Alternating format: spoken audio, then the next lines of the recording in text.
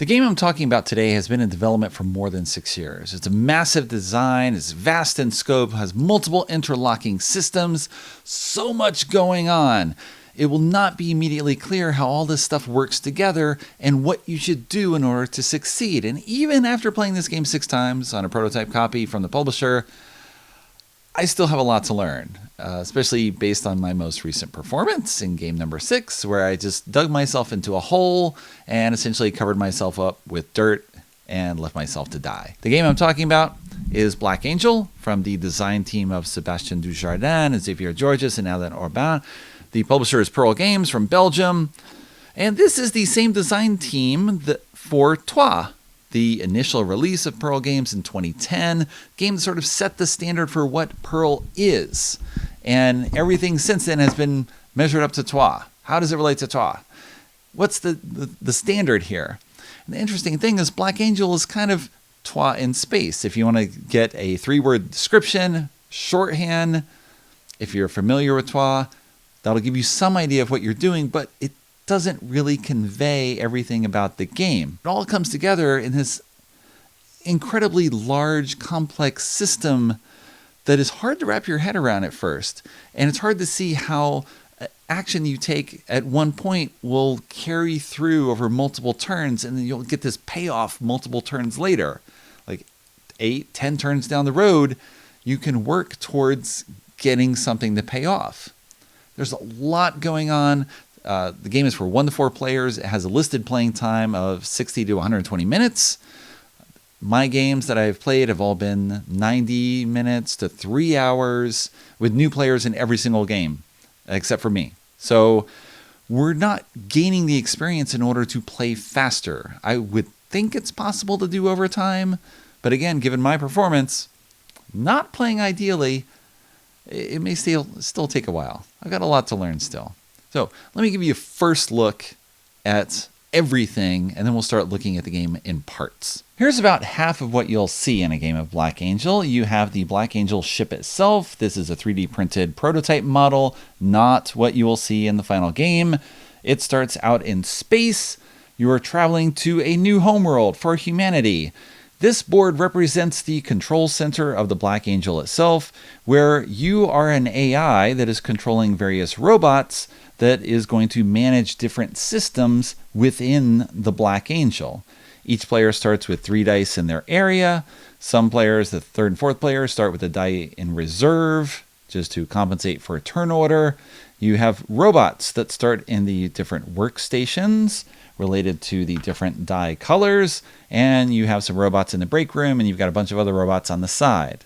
You are going to take actions primarily on this board, but you will be moving the Black Angel through space, and in addition, each player has their own player board where you will keep track of your technology, in addition to the debris you've collected, resources you have available, ships you have available, along with endgame bonuses. The storyline behind Black Angel is that you and your fellow players represent an AI. You're an artificial intelligence designed by a particular government entity, and you have been put in charge of the remnants of humanity that is flying in the Black Angel to a new homeworld where you hope to start again because humanity has wrecked Earth, everything is gone. But naturally, governments do not trust one another, so you and your fellow AIs must prove yourself to one another to show that you are the best program designed to lead humanity once you make it to the planet Spes, assuming that you actually do. So you will do this by gaining points throughout the course of the game, primarily by completing missions, but through other means as well. Here's a closer look at the space in Black Angel. You take these 7 chevron tiles and shuffle them and put them together in a random order in a 3 and 4 player game. With 2 players, you use only 5 of them, but we'll assume we have more players and lay them out here. On the different spaces on the board, you will find worlds which represent different aliens. So you have the Malurians, you have the Zavets, you have the Tsoths, you have Ravagers, which are represented only by these red spaces on various worlds. You have meteors that you can't enter or pass through, destroyed spaces that are obstacles during gameplay. The aliens are also represented by decks of mission cards, and you will be placing missions on different worlds to try to get benefits from them over the course of the game. Each player starts with one mission card at random of each color, along with a ravager card, and you will acquire mission cards throughout the game that you can use for various purposes, mostly with you trying to complete missions in order to get different advantages over the course of the game. You will be taking your robots and putting them into little ships, and if you move a robot out into a yellow space, then you can take a yellow mission card and put that down. I'll explain how to do that a little bit later. And then you will get a bonus that's shown on this space right here, which gets you 1 to 4 points, or a robot, or a ship, or a resource. And then you mark it with one of your robots that will be working that mission until it's lost in space. You have 2 types of missions. You have activated missions that have a die pictured on their left-hand side, and they come in all 3 colors. And you also have neutralization missions that have these red chevrons in here that match the shape of the tiles. So those are the 2 types of missions. You will be putting them out on worlds that match that color. So this can only have a gray card, this have a green card, this has yellow. Asteroids again, they have nothing. So you're going to take multiple turns during the game. One type of turn you can take is to re-roll the dice in your section of the Black Angel Command Center. I will show that in a few minutes. But when you do that, one thing that you do is you travel through space. So you take the last chevron tile, you flip it over, you transform it to show the Black Angel moving through space. So the missions on the board move farther away from the Black Angel. They're going to get left behind, but there's only robots on them. No big deal. You have the planet Spec that's represented as you getting closer to it by this token moving. Maybe I'll move my ship. I'll put something else down. Perhaps this right here. I'll explain how you put the missions down later. Maybe I put another card down here on a later turn. And other people will move their ship around as well. They can come visit one of my missions. A neutralization mission has no benefit for them, but an activated mission does. Okay. Neutralization mission actually does have a benefit, but only at a certain point in time. If the Black Angel advances because someone rolls dice while you have a mission on the edge of the board, that mission is lost in space. If it's an activated mission, you just put it face down underneath your board. But if it is a neutralization mission, again with these chevrons on it, then you get a bonus based on whatever is shown on the card. If you have a robot on it, you get the thing that's shown on the left, in this case a robot and a resource. If you have a ship on it, then you get whatever is shown at the right, in this case 3 ships, which is convenient because this other ship is just lost in space with your robot. You're leaving them behind because you're an AI and you don't care and you can make more robots. This card gives you that benefit. You take those resources from the reserve and add them to your collection. You take this card and put it face down under your player board, and you flip this tile over and you move it through space. So there's all sorts of reasons why you want to play particular missions and why you want to get particular things. In this case, this neutralization mission gives me 3 points for every yellow mission that I have tucked under my player board when this mission falls off into space. So clearly I want to lay down lots of yellow missions first and then score this, but it all depends on the timing of when I'm going to get everything. So right now I'm only going to get 3 points from it. Perhaps this ship can travel over here. I'll get something else that's going to give me, maybe I can activate it, maybe I can't, but at least it will be something that will be under my board because this will fall off first in the space and then this will fall in the space and I'll score more points for this. So you're trying to put together missions that are going to give you lots of benefits.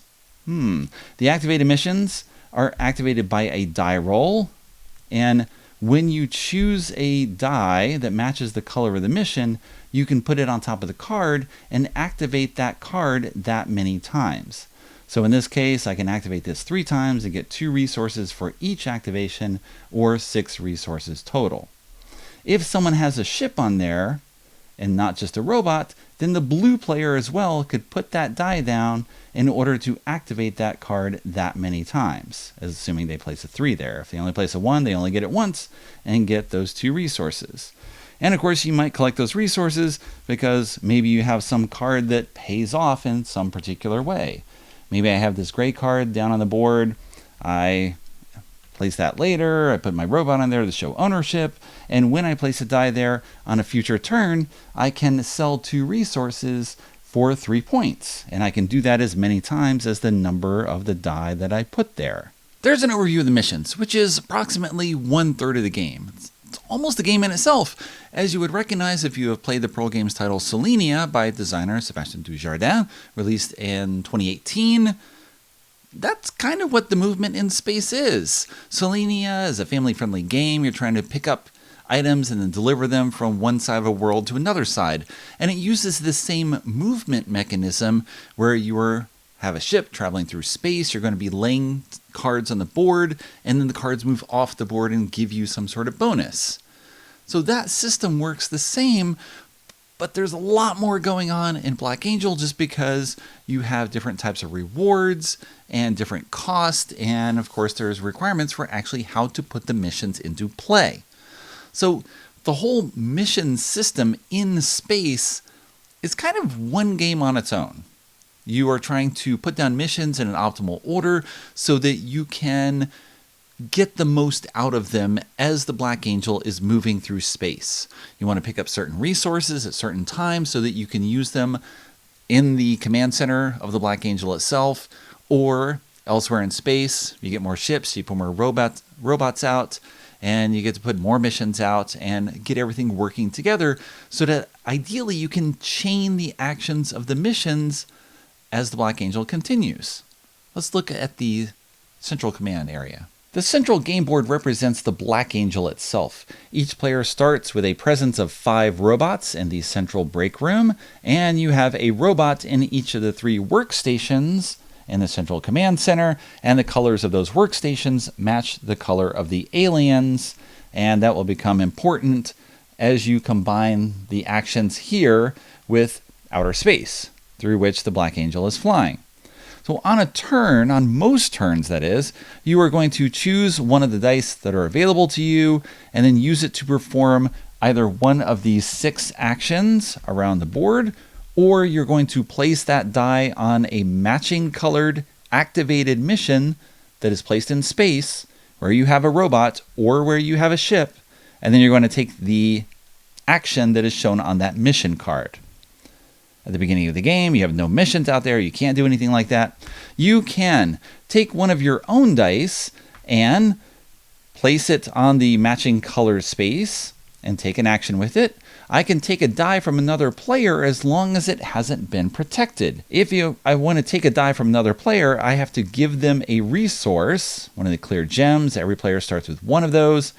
I have to give it to them, and then I can choose a die of my choice that is not protected and then use it for an action. Of course, I have dice of my own. Maybe I want to use them instead. So the dice that you take, you're going to put it on a spot that matches the color, and each color has the ability for you to travel into space and place missions. So if I place this here, I'm going to take a robot from the break room, install it in one of my ships, and each player starts with one ship in the game. I place that next to the Black Angel in space. I move it up to 3 spaces to a gray space if I want to put down a mission. I don't have to move it to a gray space. I can just move it up to 3 spaces. But ideally, I want to land on a gray space, place a gray mission on the board. I have to take another robot from the break room and put it on that mission card. And then I'm going to look at the ravagers and do some tiles, and I'll talk about those other things later. So that is generally how you are moving through space and putting missions out in the space, is to choose the appropriate colored die, put it on a space, move up to that many spaces, and then put a matching mission color down. So I can only put a gray on a gray. And you have to keep track of that If I have no gray die available and I want to place a gray mission on the board, I have to get a die from someone else. If I buy this die, well, the star represents a 0, so I can move 0 spaces with my ship. So unless my ship is already in the right position, I don't want to take that die. But I could have that available in the future. Maybe I use my own gray die on this turn, and if we go back around and now this one's still available, I can buy this one and move my ship again to another gray location, play another gray card. So what are other actions available to me? I could take my gray die and put it on this where I repair damage on the Black Angel. Damage is represented by these red cubes. You start with 2 of them on the board at the locations determined by the 2 ravager cards that you draw at random. And each ravager card has a different effect because the ravagers are attacking the ship and damaging it, and you have to overcome those difficulties in order to continue to take actions. So in this case, to take this action, I have to take one of my robots and lock it on this space. And it will stay locked on this space as long as this card is still here. It might be covered later by another ravager card, and then I'll have a different effect that happens if I want to use this space. In this case, if I want to go here, I have to discard a ravager card from my hand. But for now, my robots are locked. I go to this space, I can repair, or that is remove, up to 3 debris cubes from the Black Angel, and I can use them on my personal board, which I'll show in the 3rd segment of this, because this is effectively the second game that you are playing, using the dice to move around and take actions on the ship itself. So I can remove up to 3 cubes, and I will use these for a specific purpose, and then there's other uses for these later. I might choose a green die. I could, of course, go here to take a green mission or move my ship, ideally to a green space, place a green mission, carry through with everything. To go over here for this space, I must discard a mission card from my hand. That's it. The ravagers are attacking. They tear away some information that I have. Okay, maybe I don't want to do that. Maybe I want to go over here where I can remove ravager cards from play. I can remove up to 3 cards because I'm placing a 3. And there's only 2 in play, so I could take this one, I could take this one, and any robots on this card would be returned to the center. The ravager cards have to be removed in an all or nothing fashion. So if there were 3 cards on this space and 1 here, I can't remove 2 from this space and 1 from here. I have to remove all 3 or I remove none. So as the cards come out and start piling up, you have choices over what you're going to get. If I had a 2 on this space, I can only remove 2. I can't do anything here. I can remove these 2 or this 1, and that's it. Those are my only choices. I want to collect these ravager cards both so I can not be penalized by taking actions, but there are uses for them as well throughout the game with missions and with your individual player board. Let's reset a little. Get this all back. Another possibility is to use the yellow die. I can again do a yellow mission, visiting a yellow planet, put a yellow mission out, or I can get technology tiles. Technology tiles come in the 3 colors that match the dice, that match the missions, that match everything in the game. And there are advanced technology tiles that give you end-game bonuses. So the cost of these tiles, it's 1 for the top 4 tiles. There's a little white 1 inside the square here, and from here down it all costs 2. So for this I can only get 1 tile available. If there were another tile in this spot, I could get both of these for 2 since I have 2 pips here, or I could get 1 that costs 2. If I had a 3, then I can get either of these 1s plus any of those 2s, and I'll explain how we add these to our personal board in a moment. After you finish any of these 6 actions or an activated mission in space, you return the die to the reserve area, and then you draw a matching mission card from the top of the deck. Add that to your hand. Each turn that you choose a die, you are going to get a mission card. So you'll have a constant flow of new missions into your hand, but you won't be able to use them all because, of course, you're not going to travel into space every single turn. You will also want technology tiles. You'll want to remove debris for the use of those. You'll want to get ravager cards to use those, in addition to actually putting out missions. So you'll finish your turn. The next player goes. So maybe they use the gray and they're going to remove damage cubes. This person over here, well, they can use this yellow 3, but they also have these that have zeros on them. If you were choosing a die that's in your own reserve area, you can return a debris cube from your board, possibly one you collect earlier or at the start of the game. You have 1 or 2 depending on your player order. You can return a debris cube and you flip the die to its other side. So on the back of a 0 is a 2, and on the back of the 1s, because there's 2 1s on the die, are 3s. So it's unlikely that another player is going to spend a resource to take a 0 from you, because that doesn't do much. If I put this over here, I remove no cards. I put this over here, I remove no debris. If I put it over here, I don't travel anywhere. So hopefully I'm in the right spot. So it's unlikely that someone is going to steal a die from you when you have zeros, but you will have access to those yourself as long as you have debris cubes with which to flip them over in order to get the higher value. So I can spend a debris, flip it over, and now I can use a 2 to put a ship on the board, travel 2 spaces, put down a gray mission, etc., or remove 2 debris cubes. You cannot spend a resource to take a die and then flip over that die. You can flip over your own, or you can spend a resource to steal someone's, but not both. If we come back to my turn, maybe I don't want this green die. We've had multiple rounds available. I don't want the green die. All these other dice I don't like. I can choose to re-roll and effectively start over again with new dice in my area. But I have to return any dice that are in this area to the reserve, and I lose victory points equal to however many pips are here. So even though I might not really want to take a green action, I have to lose 2 VPs if I want to do something else instead. So perhaps I do want to do it. Or perhaps, fine, I'll buy the yellow die and I'll use that. And I'll hope that someone else will take the green die away.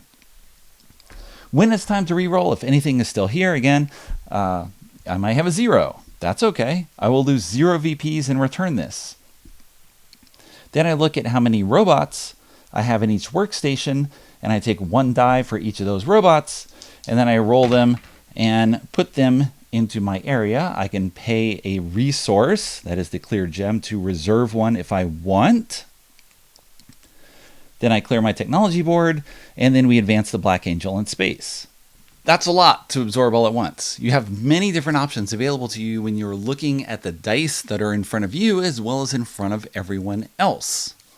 So you're looking at there and you're trying to plan often multiple turns in advance, because perhaps I'm going to get debris cubes and then use those in particular ways, which again I'll explain right after this. Or I'm going to save the debris cube in order to flip over another one of my dice later, so then I can go on a yellow mission flight where I'm going to move my ship 3 spaces and put down a yellow mission, which does something else and something else. And you're trying to chain all this together. But of course, other people can buy dice out from under you. So you want options. You want to have multiple plans available to you based on the dice that are available. You may not want to take a reroll action because, of course, maybe you have missions that you still want to use in space and you don't want those pushed off the edge of the board yet. So you can buy time by buying dice from other people and using their dice instead so that you don't have to reroll. Sometimes you want to reroll to push those missions off because you have a neutralization mission on the edge of the board and you're going to get some sort of bonus when that mission finally goes over the edge. There's lots of considerations for what you want to do when. And of course, the cost of the Ravager cards may affect what you're going to do. I didn't even mention as well that Ravager cards come on play as we're adding new missions to the board. In addition, you're going to have damage come on the board with each Ravager card that's placed in a particular area. So you draw a Ravager card, you look at the number on it, it's a 4. It goes on top of the other cards there, if anything. A space can have at most 3 cards in it, and only the card that's on top takes effect. Only the power of that particular Ravager card. In addition, you put a damage in that space, and if an action space has 2 damage cubes on it, then whatever die is placed there has its value reduced by 1. So if I was going to place a die of value 2, now it's a die of value 1, which of course is a lot less attractive to go there, but sometimes that's what you need to do. So maybe you think, oh, I'll remove debris first. Oh, but I don't have any gray dice. So that means I have to buy one from someone else, which means I need a resource. Maybe I don't have one, or maybe I don't know what's going on. It's all locked away. I want someone else to remove the debris cube so that I can then take an action. But why are they going to help me do that? Well, to benefit themselves by using those debris cubes on their player board. Let's finally talk about that. Here's an individual player board. Each player starts with 3 technology tiles that are color-coded so you can find them more easily in the bag. You shuffle those tiles face down and then you put them along this diagonal. Each player also starts with at least 1 resource, 1 debris cube, and 1 ship, depending on where you are in the starting player order. And this board becomes a game in itself in many ways because it's affected by different actions and you use it for different actions. So at the start of a turn, before you take a die action, if you're going to choose a die and place it on an action, or choose a die and place it on an activated mission, before you do that, you can take a mission card from your hand and put it under either a row or a column, and you will activate all the tiles of the matching color in that row or column. So if I put a yellow card here, I can take a ship from the reserve and add it to my own board for use in the future. Or I can move a ship up to 2 spaces, which is shown by those little chevrons there. If I put a green card down, I can take a robot from the side reserve, the El Grande style side reserve, and put it into the break room. Or with this symbol here, I can take a robot from the break room and put it in one of the workstations. So then when I select dice for the round, I will pick as many dice as I have robots in that workstation. So if I'm trying to concentrate on a particular color of action, I might want to get more dice of that color, just so I have a greater chance of getting the numbers I want or taking that action multiple times.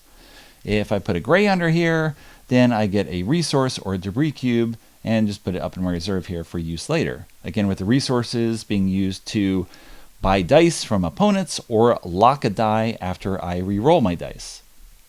The debris cubes, you use them to flip a die from your space over to the other side.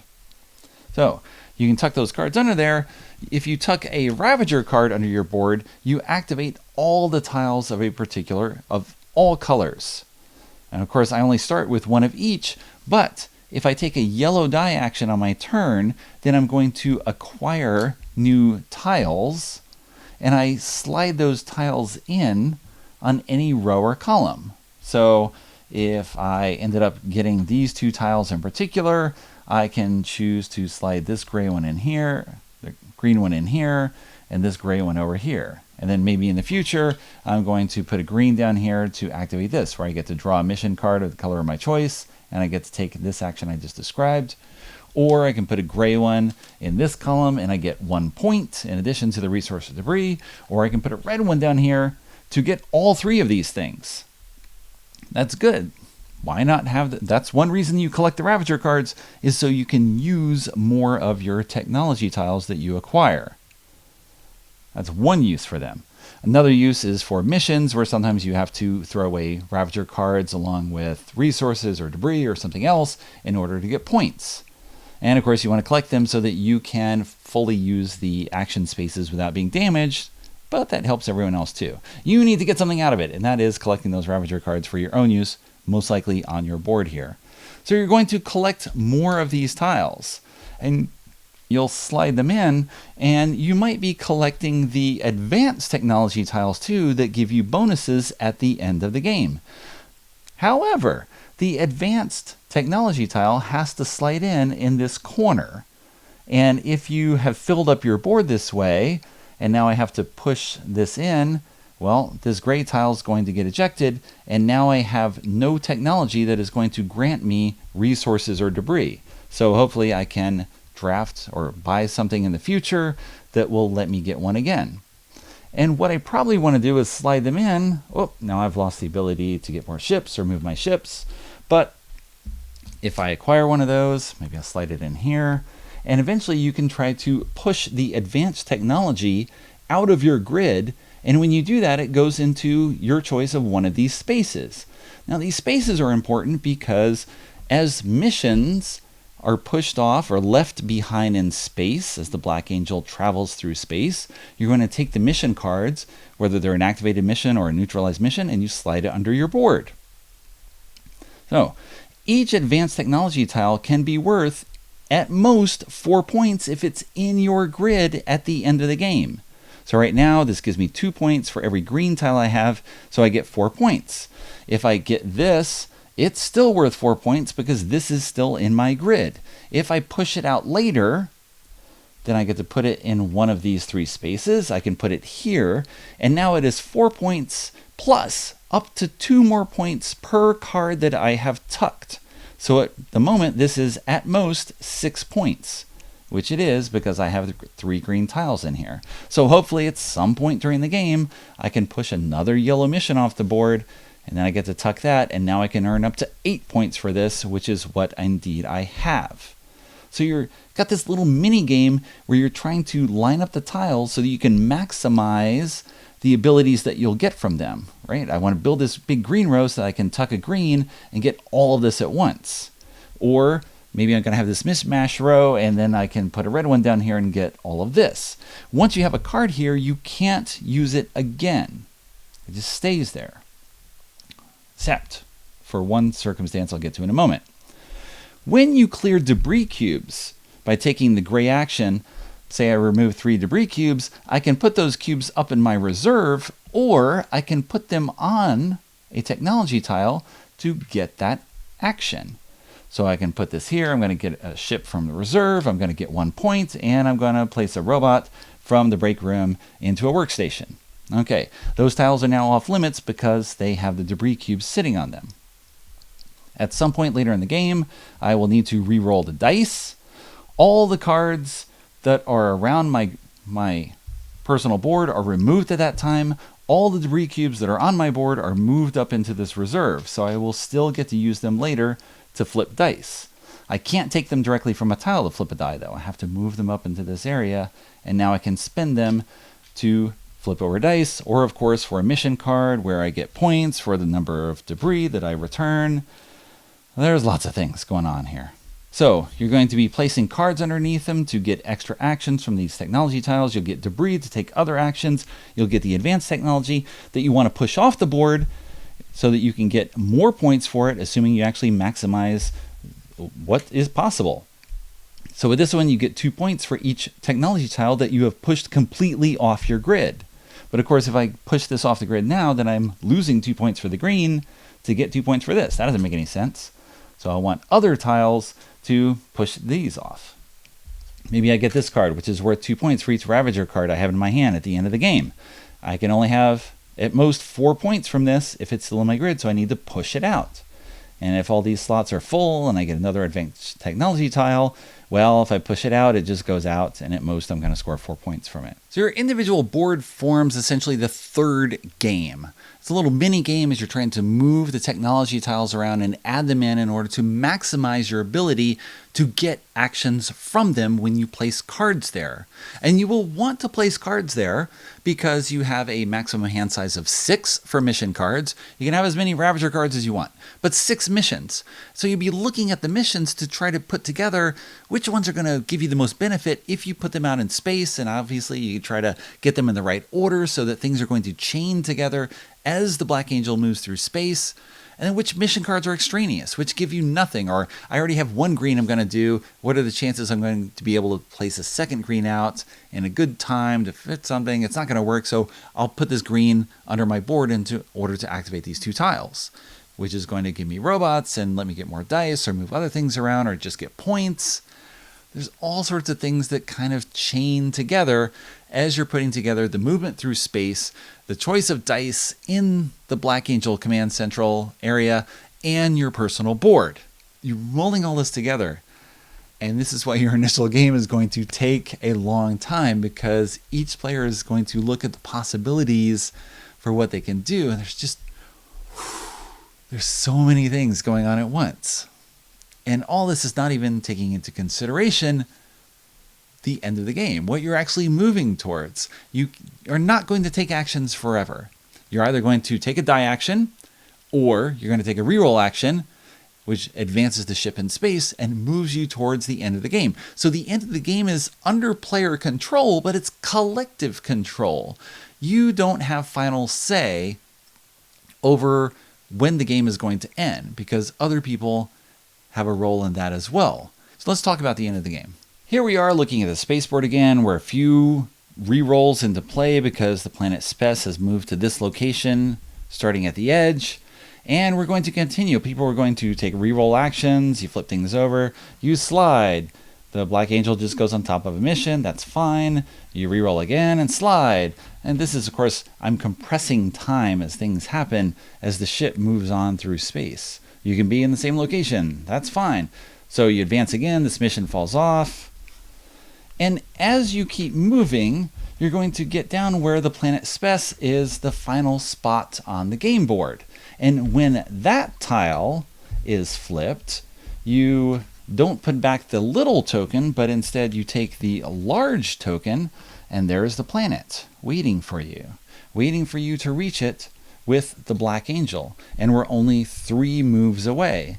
And now that puts a real clock on the game for what you're trying to do. You know that 3 re-rolls away, this ship is going to reach that planet, and it will signal the end of the game. There'll be no more movement of the ship. There'll be no more missions falling off. So you can look ahead and figure out, where can I play missions so that I can possibly still get them off the board if I'm trying to get some sort of bonus off them, or if I want to be able to tuck them under my personal player board in order to increase the points that I can get from advanced technology. Beyond all that, I haven't even mentioned one other element yet, these ravager symbols. So each time you place a mission down onto a board, you are going to look at the number of ravager symbols that are around that new mission, after you put a robot on it, of course, and get the bonus that's shown there. I would have to have a ship there, of course. You're going to look at the number of ravager symbols, and you draw that many cards off the top of the deck, and you put them in the appropriately numbered location. So this goes on 2, this goes on 5. And this is how more ravager cards get added to the board. So as people are building, they may choose locations that are going to add more ravager cards. If I go here, that's 2 more. That's not great.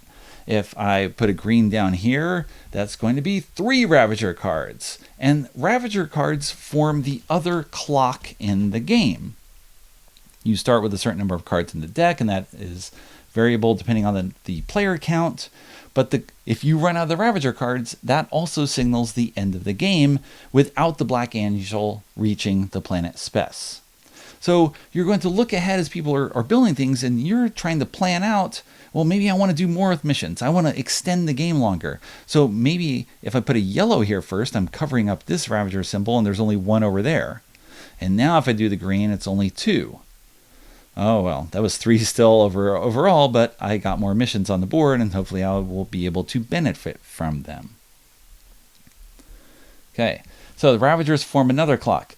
One final thing with the missions that now makes sense that you've seen the other elements of the game is you're going to choose a color die. You're going to move your ship to a particular world. You can play a mission card of that same color onto that world. You're going to get the bonus. You mark it with a robot. Your ship is still here. You're going to put ravager cards out based on however many symbols are around. And you are going to look at these spaces here and see which technology tiles are depicted. And that is the only way that new technology tiles come onto the board. So I put this mission out, I take the top yellow tile and the gray tile, and then I slide them on the board. Advanced technology always stays at the end, but these push everything else up. So they go into the expensive places first that cost 2 pips, and it pushes everything else up into the 1 pip, and things may get pushed off the board as well. So you may not have a technology tile that you want there, but you see it on the side because you can see the top tile of the deck. And so maybe you want to play a yellow mission so that I can put this tile out into play. Well, not that tile because that's a starting tile. Put this tile out into play so that now when I can possibly grab this in the future and put this on my board, and now that's another way to get ships. This is the only way tiles come into play. It's how ravager cards come into play. And again, the game ends the turn that the Black Angel gets to planet Spess. It keeps moving up. Or if the Ravager deck runs out, then the Black Angel just stops where it is. You finish that round, you play 1 more complete round, and then the game ends. As the game progresses, you start worrying about how many more turns you have available to you. So you're looking at where the Black Angel is, and you're counting how many Ravager cards are left, and you're trying to figure out how many more missions can I do. That's going to advance the clock at a certain point, and someone else may trip it over, and then the Black Angel will stop moving, and these missions won't get pushed off the edge. Or, of course, maybe I want to reroll. I want to push ahead in order to reach the planet, because I've got things that I want to get off the board. I don't care about missions anymore. I just want to get other things off. I'm not going to add new ones. So there's these competing tensions in the game, but of course I can't just reroll repeatedly because I lose victory points equal to the number of pips on the dice that I return. So I can't reroll. If I want to reroll again, maybe if I rolled all zeros, then great, that'll work out for me, but that's not likely to happen. So there's a lot going on with the timing of the game, and that affects everything else that's going on as you're trying to calculate the turns, because you're also looking at how many dice are available and what Ravager spaces are available and how that's going to affect the time, and of course what missions I can build and get some sort of advantage out of them. So you have the three sort of mini games going on at once that make this one grand interlocking game, where every choice kind of affects everything else that's available to you. And it's something I have definitely not mastered even after 6 games. I've played with 2, 3, and 4 players. One rule, didn't notice with 2 players until I was getting set for this review. It's after the end of the game section in the rule book, it says, oh, for 2 players, there's a neutral player where you have more dice on the board. Possibly that would have affected my 2-player experience and the length of time and the choices and everything, but all players were playing under the same condition in all games, and I think this is just going to add more choices when you're adding more dice on the board. So just want to put that out there. If you're playing 2 players, be sure to read that section after end of the game. There's more to the rules after that. But looking at the game experience, there's so much going on. And I've only now, in the 5th and 6th game, started to get a handle on how to put everything together and build up so that I'm looking 6 turns out on what I might possibly want to do. Where I'm putting this mission card down on the board, and I travel a couple of times and put this other one up here, and I'm going to try to maximize the value of this one by getting lots of robots, and I'll do something else to get robots, and maybe put debris cubes on and get a robot, and I'll slide a card in, I'll get more robots, and I have all these robots that I can discard for this one mission card in order to get lots of points out of it. It's a lot of actions to sort of put everything together and slalom through all these obstacles to reach that goal. There's so much going on in terms of the dice that you need to get in order to make this available. I need to put out this green mission, so I need a green die with a certain value, but I have to move my ship. So I need something else. And you can hamstring yourself very easily if you are not paying attention to, which is what I did in my 6th game. So don't do what I did. So I brought Black Angel to BGG Spring. I played a game with Richard Ham. I knew he was very excited about the game, so I get another chance to play it. And we played, and suddenly about halfway to 2/3 through the game, I realized that I was in trouble because I had pushed technology tiles out. I was trying to get advanced technology through the board completely so I can maximize the score based on the missions that I had completed. But I had pushed out my yellow starting tile that let me get a ship into my reserve or move a ship. So the starting tiles give you these 2 options. All the other technology tiles that you get have only 1. So I might get a replacement yellow tile that lets me get a ship from the reserve, or one that lets you move, but not both. So I had pushed this tile out, and there were no other technology tiles that let you get ships or move ships. And my one ship was on the edge of the board. I had no way to save that ship. And I was looking at the dice that were available to me. I couldn't get yellow from Rado. His was reserved, and I had no yellow available, which means my only choice was to hopefully delay and let him reroll first, but that doesn't help me because then my ship will still be lost in space. And without a ship, I can't put out any more missions. And if I can't put out a mission, then no more technology tiles are being added by me. All the technology tiles will be added only when Richard puts down a mission. And so I fell into this black hole where I had no ship available, no way to get a ship, no way to add more technology tiles that would let me get ships. So suddenly I was cut off from huge hunks of the game. I could only get debris cubes. I could get more technology tiles that did not give me any special abilities or something that I could actually use. And Richard just ran away with the game. So you can fall into that hole easily. I saw that in the first game I played, I think a 4-player game, possibly 3, where someone almost ran out of robots because you start with a robot in each workstation. You have 5 in the break room. When you initially do a mission out in space, you need 1 robot to go into a ship and then 1 robot to go on that mission card. Well, that's already 2 of your 5. And then if you take an action, I'll put a robot from the break room into a workstation. Okay, I only have 2 robots left. And then if I want to put out another mission, 1 robot left. Oh, and my ship got lost in space. I got some benefit of it. Oh, now I can't even put out a ship. I can put out a ship, but I can't do a mission because I need 2 robots. So how can I activate this tile? And if you push that tile out, good luck. You might just have no robots available. It's an easy mistake to make because it's hard to keep everything in your head. Again, I didn't notice my mistake, I think, for at least 10 turns. And when I finally noticed it, Richard was very happy. I mean, he offered to let me take back the move, but the move would have been 10 turns earlier at least, and I'd done multiple actions since then, playing down mission cards on my board and getting bonuses based on where the tiles are arranged. There was all this sort of stuff to sort of redo, and instead it just worked out where my turns went really fast, and so the game ended relatively soon after that because I did almost nothing. You can definitely drive yourself just out of competition completely, and we saw that where you need to learn how the game works and you can get better at it. So in my first game I played, I think the winning score was around 24, and the second game was around 30, and the third game, 2-player game, we had this magical layout. We lay out the chevron tiles at random. There were very few ravager spaces, and we started covering them early, and so there were very few ravager cards coming on the board, which meant less damage, which meant every action we take was sort of optimized because we weren't taking pips off of it, and we didn't have to get penalized by the ravager cards out there, where they lock your robots, or you discard ravager cards, or mission cards, or put damage on dice. There's all this sort of things going on. Oh, I didn't mention damage on dice. I'll get back to that. So we had this game where we completed lots of missions. We put everything together, and the winning score was 50 or something.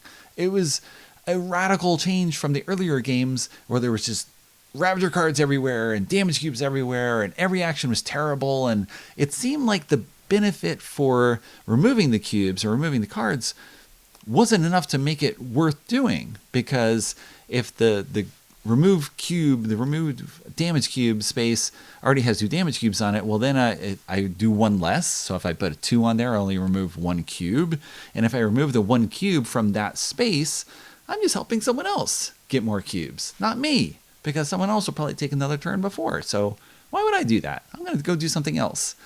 And we all sort of collectively took those actions, and just everything went to pot. There was just damage, everything, every action, we were being hammered, and of course the ship did not make it because we couldn't do much of anything except just take reroll actions, and then the ravager cards all piled up, and we're done. So the variety of gameplay is pretty wide in terms of what happens, and it's all collectively driven because you set the pace for the game based on the actions that you're taking and how quickly you want to reroll. Maybe you want to spend a debris cube to flip over that 0 die, or maybe you want to reroll to get other dice and not use that one. Or if I have 2 zeros, I can reroll more often without losing any points and speed that ship along. You can't plan ahead too much for those types of actions, but you can somewhat. And that affects the whole pace of the game and what you're going to do and choices you make and how long you can actually use those missions that are put out there. Let me get back to putting damage on dice, which I don't think I've mentioned. Hopefully I haven't, otherwise I have to edit out this section. This is a long video for me. So as you're putting damage on the space. So you put a ravager card in the 4 slot, and then I have to put a damage there. And I put a ravager card again, and now another damage. And so each die that's put in that spot, it's 1 less. If I put another card in there, then I don't put damage in those slots, but instead I place it on a die that's in the reserves. And then when I go to do a reroll action, I have to take as many dice as there are robots, and I may have to take dice that actually have damage on them, and I lose a VP each time I do that. And so in a couple of our games, we just had every die was damaged. And you would just hope that things would work out, or you try to buy the dice to force someone else to reroll first in order to take those damage cubes, and then hopefully they will put some non-damaged ones available, and then you can take a reroll action so that you don't lose more points along the way. I haven't gotten into the solitaire game. It's you against an AI deck, where the AI deck is going to be scoring for lots of its actions. Its name is Howl, so things will work out well for you, right? I don't know. I haven't tried that yet. I've only done the 2 to 4 player game, and it's a beast. It takes up a ton of space on the table. It'll take a ton of space in your head. It will send you spinning, trying to get everything together. Last thing, possibly, maybe, I haven't mentioned the advanced game. All that is just a basic game. There's some changes for an advanced game, and okay, there's 2 elements to it. One is that whenever you would draw a mission card, you actually draw 2 mission cards, and you choose one of them, and you throw the other one away. And that's actually a change that I like for the basic game. And I've used that in some of the basic games because it gives you more to contemplate. And of course, that's hard to do when you're a beginning player and you don't know what's good or not. On those early turns when you're drawing missions initially, it's just a lot to see. And it's sort of helpful to streamline your choices and just say, this is what you have. You drew this green where it says if you discard a ship and a debris cube, then you get points. Okay, focus on that. It gives you some sort of channel and directions. But of course, as you learn the game, you sort of like, I want to draw 2 cards, and then I'm going to choose the thing that I think will work with what I already have, either on the board or in my hand, or based on the reserve elements that I have. And now I got choices, and I can use that to my advantage and do a better job. You also do a better job as you start playing more, and you realize that the yellow mostly focuses on ships, and the green on robots, and some mission cards, and the gray on resources and debris. And so you figure out how you're going to get things. Just as I should have learned earlier that I need a yellow technology tile for a new ship or to move a ship. But I didn't yet. Took 6 games. Finally, I've got that. Depends on how much you want to learn by playing or learn by observing. I just learn by playing. I learn to do a terrible job. The other aspect to the advanced game is that the technology tiles are actually 2-sided. So in the advanced game, you flip them over and they have a one-shot ability. And so this is the side that's face up. When you would draft a regular technology tile, it's got a one-shot ability. Maybe it will let you use a green die as if it were a value 3, or it'll let you use a die as if it were the color of your choice, or it will give you some other sort of bonus. It's a one-shot bonus. You're going to use that, and then you flip the tile over, and now you have access to the regular side of the tile that you can activate by putting a card in the column or the row, or that you can put a debris cube on. And so there's still another level that gets added on to that with more choices available as to when you want to use the one-shot bonuses. Have not done that yet. There is enough already in the main game that I cannot put together into a coherent flow structure for the game. So good luck to you. If you play Black Angel, you are in for a wild ride, very heady experience. Good luck.